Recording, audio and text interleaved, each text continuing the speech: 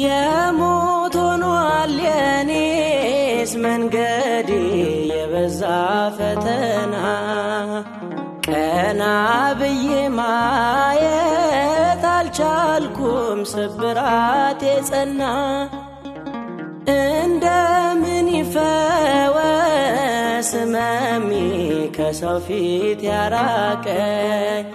በጨለመው ቤቴ ግቢና ይምላ የጎደለ ዘውትር ቢከፋ ደጅሽ መጥቼ እጽናናለሁኝ ያላንቺ የለኝም ብሶቴን